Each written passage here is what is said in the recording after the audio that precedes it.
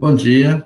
Vamos estudar mais uma aula de fundamentos do concreto armado, agressividade do ambiente.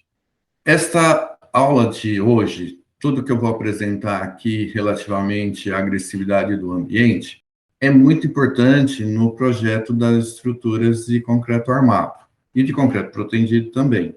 Nós vamos aprender a definir a classe de agressividade do ambiente na qual a estrutura ou um elemento estrutural da estrutura encontra-se inserido. E nós vamos definir, então, a espessura do cobrimento de concreto, por isso ser muito importante. A agressividade do ambiente. Veja o texto da NBR 6118. A agressividade do meio ambiente está relacionada às ações físicas e químicas que atuam sobre as estruturas de concreto, independentemente das ações mecânicas, das variações volumétricas de origem térmica, da retração hidráulica e outras previstas no dimensionamento das estruturas. Simples e objetivo este texto. São agressividades provenientes de ações físicas e químicas que podem atuar numa estrutura, mas que são independentes de ações mecânicas, dos carregamentos que atuam sobre as estruturas, das questões de variação volumétrica por variação de temperatura, conforme nós já explicamos para vocês. Retração hidráulica é aquela diminuição de volume do concreto devido à evaporação da água colocada em excesso no concreto, então a tal chamada retração hidráulica. Outras previstas no dimensionamento das estruturas, como, por exemplo, impacto, fadiga, são ações, de modo geral, físicas e químicas que nós vamos encontrar no ar atmosférico, no solo que é agressivo ao concreto, nas regiões litorâneas, onde temos os cloretos, os sais advindos do mar, e que vão, então, agredir a estrutura de concreto. E podem ser em ambientes agressivos ou podemos ter ambientes não agressivos, como nós vamos ver na classificação da agressividade do ambiente às estruturas. Nos projetos das estruturas correntes são as estruturas comuns, convencionais. A agressividade ambiental deve ser classificada de acordo com o apresentado na tabela 1 e pode ser avaliada simplificadamente segundo as condições de exposição da estrutura ou de suas partes. Nós vamos definir, como vemos agora nessa tabela, que é a 6.1 da NBR 6118, que nós temos que definir a classe de agressividade ambiental na qual a estrutura encontra-se inserida, ou até mesmo em uma estrutura que pode ser grande, nós temos lá a possibilidade de termos alguns elementos da estrutura contendo uma certa agressividade do ambiente, diferente de outras partes da estrutura. Nós temos aqui 4 classes de agressividade ambiental: 1, a 2, a 3 e a 4. Aí, a agressividade correspondente a cada classe. A 1, agressividade fraca, a 2 é moderada, a 3 é forte, a 4 é muito forte. Classificação geral do tipo de ambiente para efeito de projeto. Na classe de agressividade ambiental, 1, agressividade fraca. Área rural, por exemplo, ou seja, uma construção na área rural, onde não há nenhum tipo de agressividade do ar, do solo. Lógico, não é ar rural ao lado do mar, tem que tomar cuidado com essas questões. E submersa, a estrutura ou elemento de concreto que estiver submerso em uma água não agressiva, por exemplo. Então, a agressividade é fraca, porque o ambiente, aquela água que não é agressiva, não tem sais, cloretos, enxofre, não é água sulfatada, não é uma estação de tratamento de esgoto. Então, tem que ver com esses detalhes. Nós vamos considerar como agressividade fraca, o risco de deterioração da estrutura é insignificante. A classe 2, agressividade moderada, área urbana, o risco de deterioração da estrutura é pequeno. Aí nós temos que observar aqui as notas 1 e 2. Nota 1.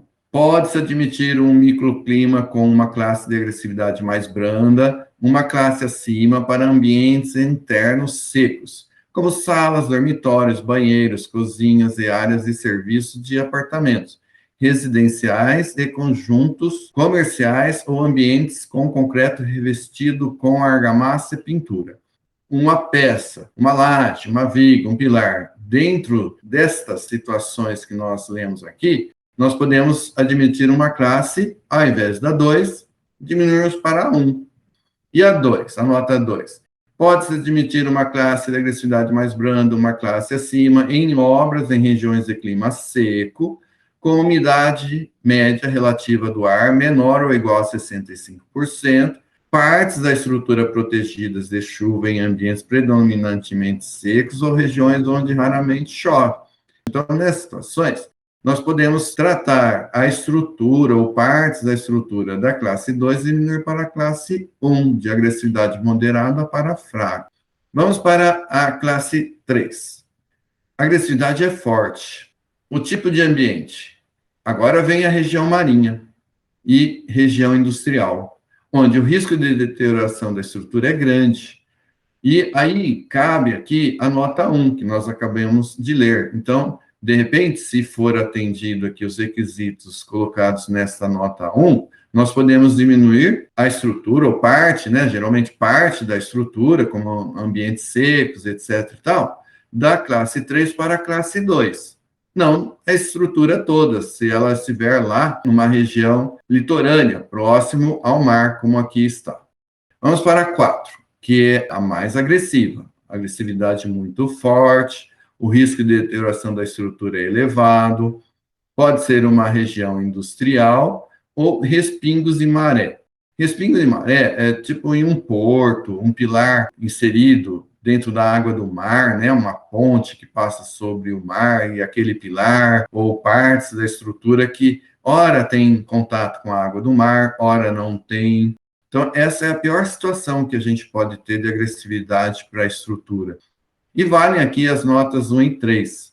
A 3, nós não vimos ainda, olha. Ambientes quimicamente agressivos, tanques industriais, galvanoplastia, branqueamento em indústria de celulose e papel, armazéns de fertilizantes, indústrias químicas. Por isso que está aqui industrial na classe 4. Porque nessas situações da nota 3 que nós lemos, e em outras, inclusive, que possamos ter elementos químicos, de modo geral, que trazem um elevado nível de deterioração do concreto, da estrutura como um todo, nós vamos tratar como região industrial com classe 4. Para finalizar essa questão aqui de classe de agressividade ambiental, quando nós vamos iniciar o projeto de uma estrutura de concreto, nós vamos inicialmente definir a classe de agressividade ambiental da estrutura e de suas partes. Isso pode ser feito em conjunto com o contratante. Qualidade do concreto de cobrimento. A norma diz: a durabilidade das estruturas é altamente dependente das características do concreto e da espessura e qualidade do concreto do cobrimento da armadura. Eu já venho insistindo com vocês, realçando essa questão de que, para nós evitarmos patologias nas estruturas de concreto que vão requerer manutenção, correções, reforços estruturais, é muito importante a espessura correta do cobrimento e a qualidade do concreto desse cobrimento, porque não adianta ter lá 2, 3, 4 centímetros de espessura de cobrimento com um concreto altamente poroso. Agora, aqui, essa tabela, 7.1 da NBS 6118, ela é muito importante. Temos aqui concreto, relação água-cimento do concreto e a classe do concreto, o FCK. A classe agressividade ambiental, CAA, que nós acabamos de ver. 1, 2, 3, 4. Lembrando que nós temos aqui a agressividade fraca, moderada, forte e muito forte. Vamos recordar aqui. Fraca, moderada, forte e muito forte. O que acontece? Conforme a agressividade aumenta da classe 1 para a classe 4, a resistência característica do concreto aumenta. Nós necessitamos de um concreto com menor porosidade, conforme aumentamos a agressividade. Classe 1, agressividade fraca. Podemos ter concreto C20, o FCK 20 MPa, mas no mínimo, tá vendo? Começa aqui com 20 MPa para o FCK, é a mínima resistência para o concreto de uma estrutura. Isso desde que seja classe 1, porque se você for ver classe 2, já passa para, no mínimo, o 25 MPa para o FCK. Vejam também a questão da relação água-cimento.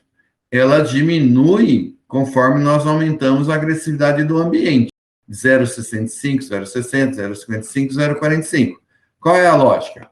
Com menos água, por exemplo, na classe 4, menos água que vai evaporar, a porosidade, então, do concreto será menor, portanto, um concreto mais resistente à agressividade do ambiente. Menos água, a resistência do concreto à compressão aumenta. Para ficar bem assim didático, vou repetir aqui os números que nós encontramos nessa tabela. Classe de agressividade 1, agressividade fraca. Relação água-cimento menor ou igual a 0,65. Resistência do concreto à compressão, no mínimo, o C20. Classe 2, agressividade moderada, relação água-cimento máxima, 0,60, resistência mínima para o concreto, o C25. Classe agressividade 3, agressividade forte, relação água-cimento máxima, 0,55. Resistência mínima para o concreto C20. Classe de agressividade 4, agressividade muito forte, relação água-cimento máxima 0,45. O concreto, no mínimo, C40. Espessura do cobrimento da armadura. Eu já mostrei para vocês, já comentei, mas vou repetir. Cobrimento de armadura é a espessura da camada de concreto responsável pela proteção da armadura em um elemento. Essa camada inicia-se a partir da face mais externa da barra de aço e se estende até a superfície externa do elemento em contato com o meio ambiente. Para garantir o cobrimento mínimo, o projeto e a execução devem considerar o cobrimento nominal. Está aqui, o cobrimento nominal, que é o que nós vamos considerar como o cobrimento que deverá ser executado na peça de concreto armado ou protegido. É o cobrimento mínimo mais uma tolerância ΔC. Por que tolerância? Porque a armadura ela não vai ficar exatamente como previsto no projeto. Na montagem da armadura, na colocação da armadura dentro de uma forma, não é altamente perfeito e precisa a posição. Vai existir ali um pequeno erro que a gente deve procurar durante a execução, fazer com que esse erro de posicionamento da armadura na forma ou das barras entre si que compõem uma armadura seja o mínimo possível, mas é impossível de que não haja um pequeno erro. Então, por isso, essa tolerância. E como é que é o ΔC, a tolerância? Nas obras correntes, ΔC deve ser maior ou igual a 10 milímetros, que pode ser reduzido para 5 milímetros quando houver um adequado controle de qualidade e rígidos limites de tolerância da variabilidade das medidas durante a execução das estruturas de concreto. A norma está dizendo para nós, tolerância, 10 milímetros. Quando forem atendidos esses requisitos que eu acabei de ler, quais? Controle de qualidade, rígidos limites de tolerância, podemos diminuir a tolerância para metade, 5 milímetros. Então, você, quando for definir o cobrimento de uma peça de concreto armado ou concreto protegido, vai definir, em função destas questões, se vai considerar uma tolerância de 10 ou de 5 milímetros. Em geral, o cobrimento nominal de uma barra deve ser o cobrimento nominal maior ou igual que o próprio diâmetro da barra, também maior ou igual que o diâmetro do feixe.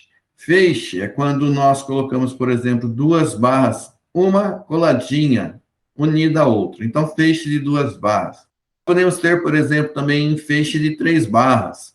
Formam, assim, um triângulo.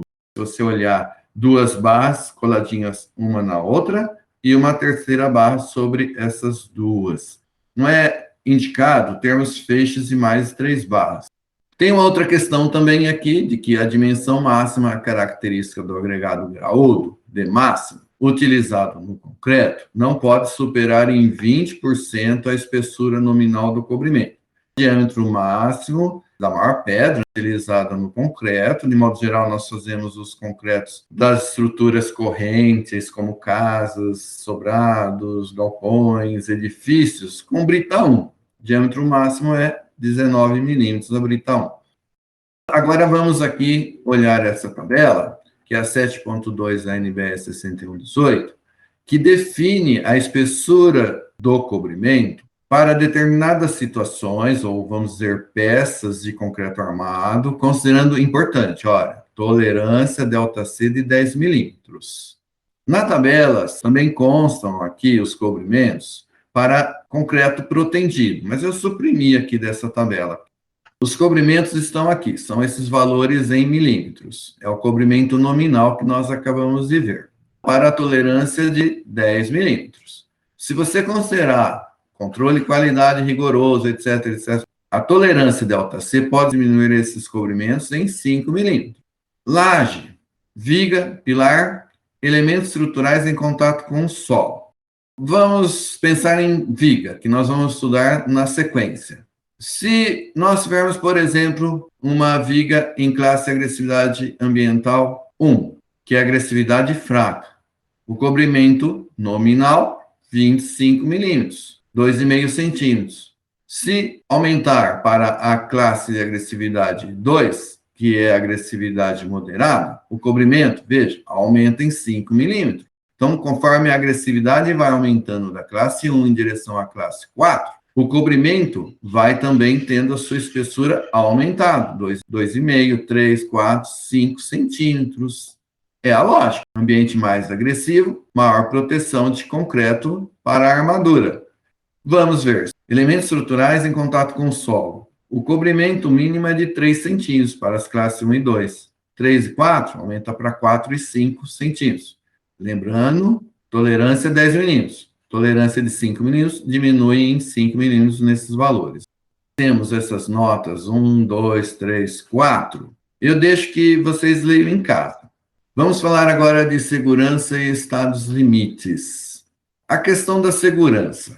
Temos que pensar que qualquer estrutura, seja lá com material que a compõe, de concreto, estrutura metálica, estrutura de madeira, temos que pensar que aquela estrutura não pode nunca alcançar a ruína, como nós escrevemos aqui, ou o colapso, que é a mesma coisa.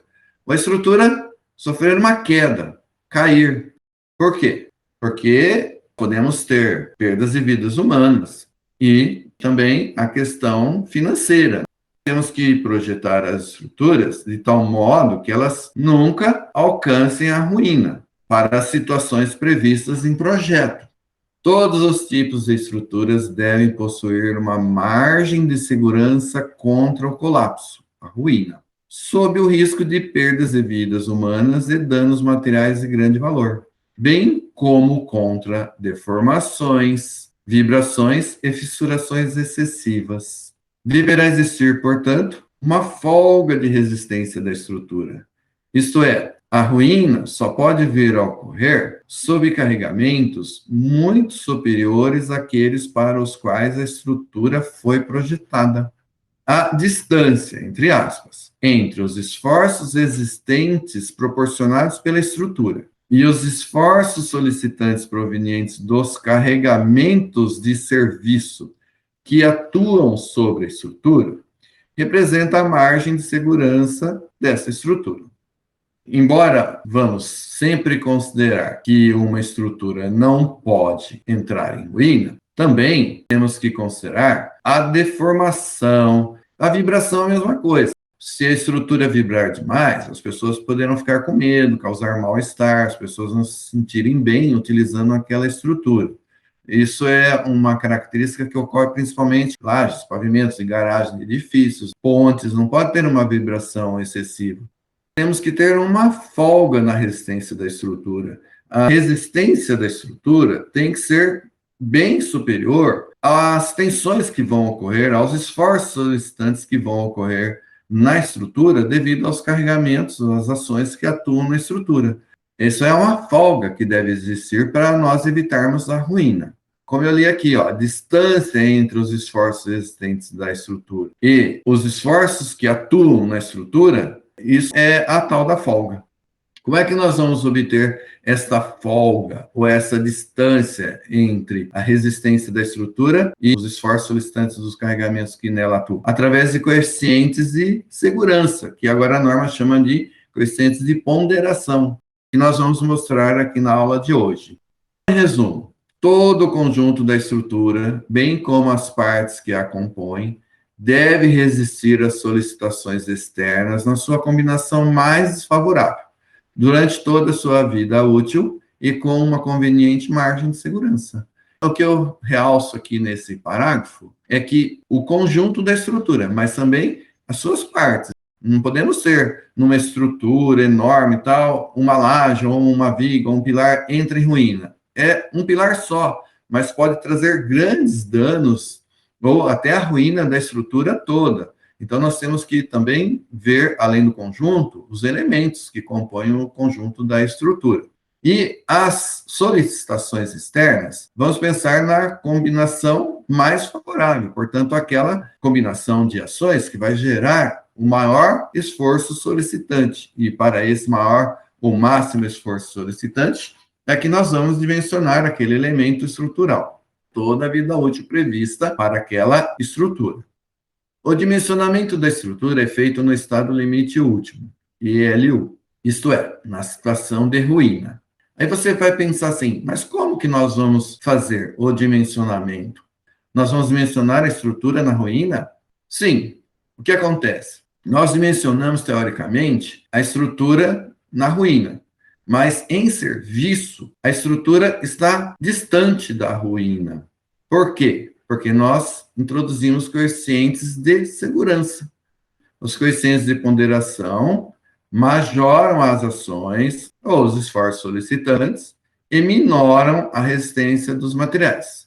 Majorar significa aumentar, minorar significa diminuir. Estado limite último. Estado limite último é o estado limite relacionado ao colapso ou a qualquer outra forma de ruína estrutural que determine a paralisação do uso da estrutura.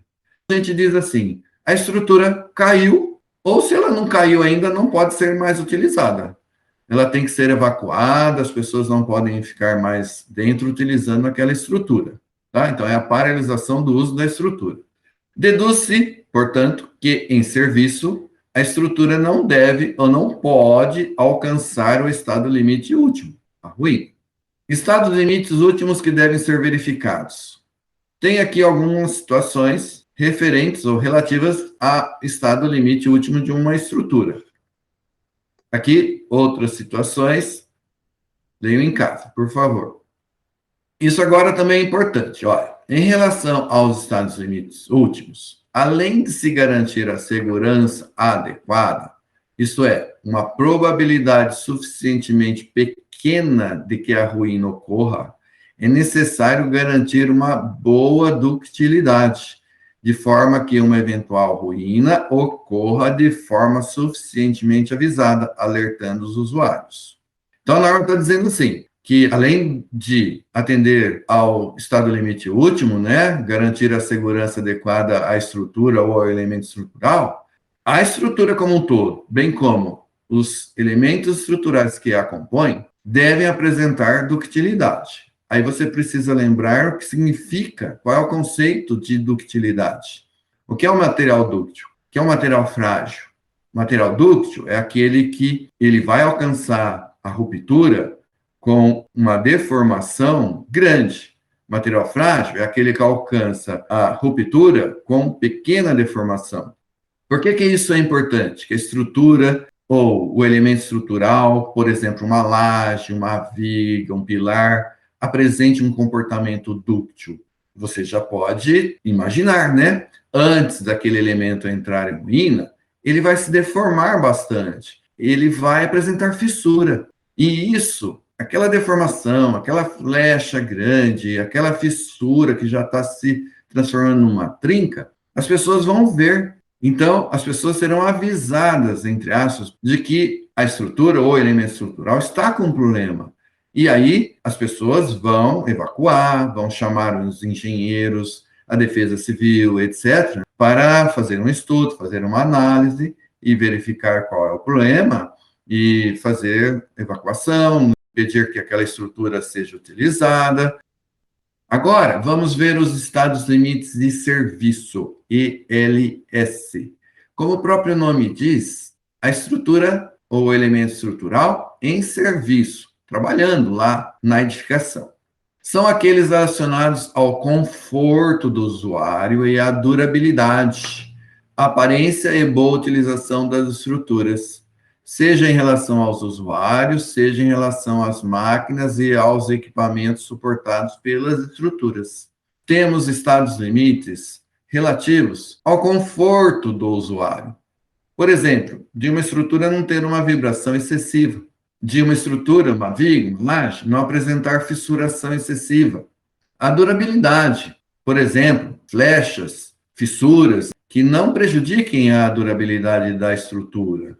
Os estados limites de serviço definidos são: estado limite de formação de fissuras, ELSF, estado em que se inicia a formação de fissuras. Admite-se que esse estado limite é atingido quando a tensão de tração máxima na seção transversal for igual à resistência do concreto à tração na flexão, que nós já aprendemos, o FCT,F.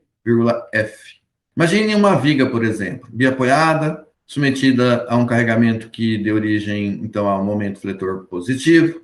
Imagine lá a seção com um momento fletor máximo. Em um determinado momento, quando a tensão atuante de tração e igualar a resistência do concreto à tração na flexão, vai abrir ali naquela seção, ou vai iniciar-se naquela seção, uma fissura. Nós vamos dizer que naquela seção o estado limite de formação de fissura foi alcançado. Estado limite de abertura das fissuras, o LSW. Esse estado é alcançado quando as fissuras têm aberturas iguais aos valores máximos especificados pela norma no item 3. As estruturas de concreto armado trabalham fissuradas. Essa é uma característica básica das estruturas de concreto armado. Porém, no projeto estrutural, as fissuras devem ser controladas e ter aberturas pequenas, não prejudiciais à estética e à durabilidade, como a gente já vem sempre realçando com vocês. A gente pode repetir, resumindo assim, olha, nesse item 1342 NBS 118, estão especificadas lá as aberturas máximas de fissura em função da classe de agressividade ambiental. São as aberturas 0,1 milímetro, 0,2 milímetros, 0,3 milímetros. 0,1 milímetro, só para vocês terem uma ideia, é como mais ou menos um fio de cabelo. É uma fissura bem pequena, vamos dizer assim. Mas já é possível de visualizar a olho nu sem dificuldade nenhuma. Nós temos os três valores de fissuras máximas 0,1, 0,2, 0,3. Se nós calcularmos uma viga, e para aquela viga, a abertura máxima em função da agressividade do ambiente for 0,2 milímetros. Se nós calcularmos a abertura de fissura da viga e for 0,2, é igual ao máximo especificado pela norma. Então, nós teremos alcançado o estado limite de abertura da fissura para aquela seção transversal. Estado limite de deformações excessivas, ELS-DEF. Esse estado é alcançado quando as deformações, flechas, por exemplo, atingem os limites estabelecidos para a utilização normal, dados em 13.3 da norma. Aí eu acrescento, os elementos fletidos, como vigas e lajes, apresentam flechas em serviço. O cuidado que o projetista estrutural deve ter é de limitar as flechas a valores aceitáveis, que não causem segurança aos usuários nem prejudiquem a estética. Esse item 13.3, a norma apresenta os valores máximos permitidos para as flechas dos elementos fletidos em função de certas condições. Esse estado é alcançado quando as deformações atingem os limites estabelecidos pela norma. Então, se a norma definir lá para uma determinada viga que a flecha máxima é de 20 milímetros, se nós calcularmos e a flecha for de 20 milímetros, igual à máxima permitida pela norma para aquela situação, nós vamos dizer que aquela viga alcançou o estado limite de deformação excessiva. Estado limite de vibrações excessivas, LSV. Esse estado é alcançado quando as vibrações atingem os limites estabelecidos para a utilização normal da construção. O projetista deverá limitar as vibrações de tal modo que não prejudiquem o conforto dos usuários na utilização das estruturas.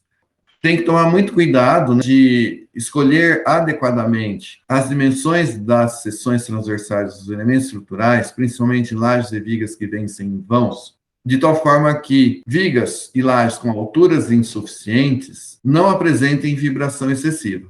A altura de laje e viga é que vai, de modo geral, falando de modo muito simplificado, garantir que a vibração seja pequena, não causem mal-estar e medo nas pessoas.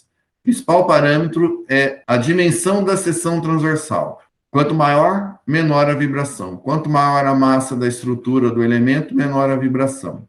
E dentro da questão da seção transversal, o parâmetro mais importante é a altura da viga ou a altura da laje, que vai proporcionar um maior momento de inércia. Se você pensar uma viga de seção retangular, qual é o momento de inércia flexão? É B H ao cubo sobre 12. H é a altura. Então, maior a altura, maior momento de inércia. O momento de inércia dividido pelo vão é a rigidez. Maior a rigidez, menor a vibração. Temos aqui, na continuidade, 3 estados limites de serviço, que eu não vou explicar aqui agora, e vou deixar para explicar lá na disciplina concreto protendido, que é onde esses estados limites se aplicam. O estado limite de descompressão, o estado limite de descompressão parcial e o estado limite de compressão excessiva. A NBR 6118 estabelece que as resistências não podem ser menores que as solicitações e devem ser verificadas em relação a todos os estados limites e todos os carregamentos especificados para o tipo de construção considerado. Ou seja, em qualquer caso, deve ser respeitada a condição RD maior ou igual SD. O que é RD? Resistência de cálculo de um elemento estrutural, de uma seção transversal, de um elemento estrutural, por exemplo. SD, solicitação de cálculo. Um momento fletor, uma força cortante, em uma determinada seção transversal, por exemplo. A resistência oferecida pela seção transversal do elemento deve ser, no mínimo, maior ou igual à solicitação que ocorre naquela seção transversal. Vamos entender a questão de resistência característica e resistência de cálculo. Vocês aprenderam lá em Materiais 1 a determinar, por exemplo, a resistência característica do concreto à compressão, o FCK. O que significa esse subscrito K? Ele significa valor característico. O que é valor característico? Existe um conceito estatístico relativo ao valor característico. Eu utilizo esse diagrama. São valores numéricos reais que ele mediu em estudo de concreto em laboratório. Aqui é a frequência na vertical. Frequência é o número de corpos de prova. Na horizontal, é a resistência, F de resistência obtida ou apresentada pelo concreto no ensaio do corpo de prova, lá na prensa, no laboratório. Ele fez um determinado concreto, fez bastante concreto lá na betoneira, aí ele moldou dezenas de corpos de prova cilíndricos. Um determinado dia, ele ensaiou todos os corpos de prova, determinou a resistência à compressão, a resistência real obtida lá na prensa. E aí ele observou assim, que existe uma variabilidade de resultados muito grande, que pode ser pequena também, como a gente vai ver na sequência. Mas os resultados que ele alcançou foram esses. Ele teve aqui resistência para esses corpos de prova 27 MPa. Vou dividir por 10, falar que é 27 MPa. 31 MPa, 35, 39, 43, assim por diante. A menor resistência 27 MPa, a maior 59. Ocorre isso no concreto. O concreto é um material heterogêneo, tem o processo de moldagem do corpo de prova, do ensaio do corpo de prova, então os resultados não são iguais. E existe uma variabilidade, uma dispersão nos resultados. Quantos, por exemplo, corpos de prova romperam com a resistência ou apresentaram a resistência 39 MPa? Se você pega essa barra aqui, olha, vamos dizer aqui uns 27 corpos de prova romperam com 39 MPa. 43 MPa. Quantos corpos de prova? 28. 35 MPa. 10, 11 corpos de prova. Enfim, essa variabilidade mostra que nós podemos traçar uma curva de Gauss, distribuição normal de Gauss. E aí, nós temos aqui um valor médio correspondente ao ponto máximo. Qual é a resistência média que ele colocou aqui? Olha, F barra 41,5 MPa, a resistência média de todos esses corpos de prova. Aí é o seguinte, como que nós vamos agora fazer o cálculo de uma estrutura com esse concreto? Qual resistência nós vamos considerar? A média? Não parece ser aconselhável fazer o cálculo da estrutura com 41,5. Por quê? Porque partes lá da estrutura podem ter concretos com resistências inferiores ao 41,5. Daí vem a convenção do tal valor característico, que é um conceito estatístico, que é escolher aqui uma resistência que nós vamos falar que é o valor característico. No caso do concreto, o FCK. Lógico que vai ser um valor inferior ao valor médio. Então, vai estar por aqui, ó, nessa região. Agora aqui, gente, nesse diagrama, estou falando de forma conceitual relativa a um material qualquer. O conceito de valor estatístico que se aplica ao material, ao aço e ao concreto que nos interessa no caso. Tem aqui o diagrama, frequência do material, a curva de Gauss, o valor médio, a resistência média, Fm. E aqui está o valor característico FK, que é o valor médio, Fm, menos 1,65S. Olha aqui a equação, o valor ou resistência característica FK, a resistência média Fm, menos 1,65S, que é essa distância. S é o desvio padrão, que nós determinamos no ensaio dos corpos de prova. 1,65 é da curva de distribuição normal de Gauss relativa ao quântico de 5%. Então, aqui está o segredo do valor característico. Ele é definido relativamente a esta área de 5%. Então, o FK, o valor característico, é um valor bem inferior ao valor médio. O que significa esse 5%? Por exemplo, para um concreto ensaiado em laboratório, a possibilidade de um corpo de prova ter sua resistência inferior a FCK é de 5%. Ou pode-se dizer que, dos corpos de prova ensaiados, 95% terão sua resistência superior ao valor FCK, enquanto 5% poderão ter valor inferior. O que nós vimos? Que, de um determinado material, se nós ensaiarmos lá 100 corpos de prova, por exemplo, 95 corpos de prova deverão ter a resistência aqui, nesse trecho da curva de Gauss. Apenas 5 corpos de prova dos 100 poderão apresentar resistência aqui nessa faixa, com valor inferior ao valor característico FK. Então, isso que significa, conceitualmente, os 5%. Então, aplicando o conceito estatístico de valor característico, agora nós vamos colocar para o concreto subscrito C, resistência característica do concreto à compressão. FCM, resistência média do concreto à compressão. E 1,65, que é relativo aos 5% lá da curva de Gauss, e S é o desvio padrão. No caso do aço, nós vamos introduzir o subscrito, a letra Y, que é início da palavra em inglês que designa escoamento. Resistência característica de início de escoamento do aço é o valor médio da resistência de início de escoamento do aço menos o E65S. Como eu disse para vocês, o conceito estatístico de valor característico aplica-se a qualquer material. Aqui nós estamos aplicando ao que nos interessa, o concreto e o aço. Agora vamos falar de resistência de cálculo do concreto. Item A. Quando a verificação se faz em data J igual ou superior a 28 dias, temos a resistência de cálculo do concreto, a compressão, FCD, é o FCK dividido pelo coeficiente de ponderação do concreto, chamado γC. Item B. Quando a verificação se faz em data J inferior a 28 dias, a norma apresenta uma equação em função aqui do beta1, olha, e o beta1 está aqui nesta outra equação, dependente de S. S é um parâmetro em função do tipo de cimento, T é o tempo, diferente de 28 dias.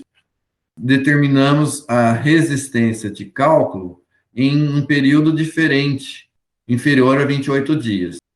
Agora, a resistência de cálculo do aço. Dividindo o valor característico FYK, que é a resistência de início de escoamento do aço, valor característico, dividido pelo coeficiente de ponderação do aço, γS, temos o FYD, que é a resistência de início de escoamento do aço, valor de cálculo, que é o subscrito D. Agora vamos ver os coeficientes de ponderação das existências. As existências devem ser minoradas por um coeficiente γm. M é de material.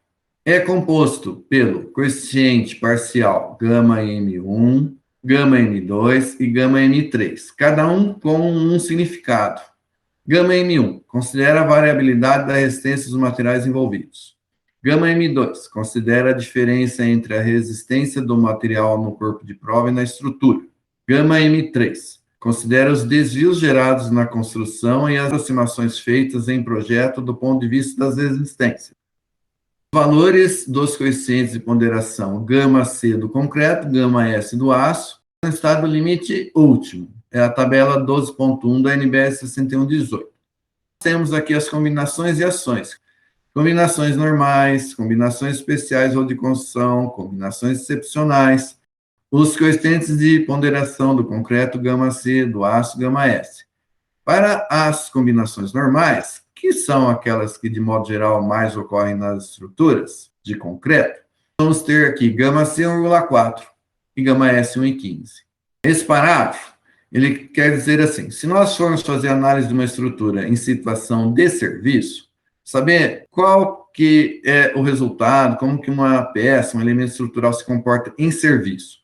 Não vamos considerar coeficiente de ponderação, vamos fazê-lo igual a 1. Vamos diminuir a resistência dos materiais se nós queremos saber qual é o comportamento real em serviço. Valores de cálculo das ações. Os valores de cálculo FD das ações são obtidos a partir dos valores representativos, multiplicando-os pelos respectivos coeficientes de ponderação γF. O γF ele é composto por três coeficientes γF parciais, o γF1, γF2 e o γF3, cada um com uma função. Eu já vou entrar aqui direto na tabela. É uma tabela da NBS 6118, a 11.1. As combinações e ações, normais, especiais, excepcionais. Vamos ver as normais. As ações, permanentes, variáveis, proteção, recalques de apoio e retração. Tem aqui a situação desfavorável e favorável. De modo geral, nós vamos considerar a situação, aqui eu vou resumir a explicação, desfavorável. Qual é o coeficiente γF que nós vamos considerar para as ações permanentes e variáveis nas combinações normais? O γF é 1,4.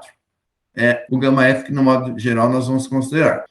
Aqui tem uma nota, não é? Olha, para as cargas permanentes de pequena variabilidade, como o peso próprio das estruturas especialmente pré-moldadas, esse coeficiente pode ser reduzido para 1,3. Eu realço a vocês, na apostila tem um item relativo às ações. onde eu explico o que são ações permanentes, variáveis, diretas, indiretas, as combinações. Eu peço, devido à importância desse assunto, que vocês leiam lá aquele item de ações na apostila de fundamento. Vejam que eu acabei não falando, que nessa tabela que eu expliquei, nós vamos utilizar de modo geral 1,4, é o gama F1 e o gama F3. E o gama F2? O gama F2 está aqui, no estado limite último, hein? Observem que é estado limite último, tá? Estado limite de serviço é diferente. O gama F2 vai ser o coeficiente psi0, psi1 ou psi2, em determinadas situações. São fatores redutores, que nós temos aqui valores inferiores a 1. Cargas acidentais de edifícios, vento, temperatura. E aí temos que fazer essas considerações, a situação, biblioteca, oficina, garagem, vento. São fatores inferiores a 1, então, que reduzem os valores das ações. Por quê? Porque não vai ocorrer naquela determinada situação 100% da ação prevista, e sim uma porcentagem menor que 100%. Os estados limite de serviço, temos o gama F2 igual a 1 para as combinações raras, o gama F2 igual ao psi1 para combinações frequentes, e o gama F2 igual a psi2 para as combinações quase permanentes. Vejam também na apostila para relembrar o que significa combinação rara, combinação frequente, combinação quase permanente. Agora, o último assunto são os estádios de cálculo. São os estágios de tensão pelo qual um elemento fletido passa, desde o carregamento inicial até a ruptura. Então, estágios de tensão. Imagine uma viga de concreto armado, por exemplo, biapoiada, submetida a duas forças concentradas P nessas posições, armadura de flexão positiva, já que nós temos aqui momentos fletores positivos solicitando seção transversal retangular, largura BW, altura H, armadura de flexão AS, próxima à borda inferior. A borda inferior é a fibra mais tracionada, né, pelo momento fletor positivo. Visualizamos aqui a posição da linha neutra, uma viga que vai ser estudada em laboratório, e nós vamos iniciar a aplicação dessas forças concentradas partindo de zero. Não vão existir essas fissuras, né? Vamos fazer P igual a zero. E aí, gradativamente, vamos aumentando a intensidade dessas forças concentradas P. Então, nós vamos passar por estágios de tensão na viga. Aí nós vamos dizer assim, estágio 1A. O estágio 1A é quando essas forças P ainda são pequenas, de tal forma que a tensão de tração máxima atuante na borda inferior da viga, sigma T, ainda não alcançou a resistência do concreto à tração na flexão. Essa tensão de tração atuante é menor que a resistência do concreto à tração na flexão, de modo, portanto, que ainda não tem fissura na viga no estágio 1A. A definição do estágio 1A. O concreto resiste à tração com diagrama triangular. Vejam aqui o diagrama de tensões normais. Sigma C, a máxima de compressão na fibra superior. Acima da linha neutra, essa região rachurada é a área da seção transversal que está comprimida. O concreto está resistindo às tensões normais de compressão. Proporciona uma força resistente resultante, que nós chamamos RCC.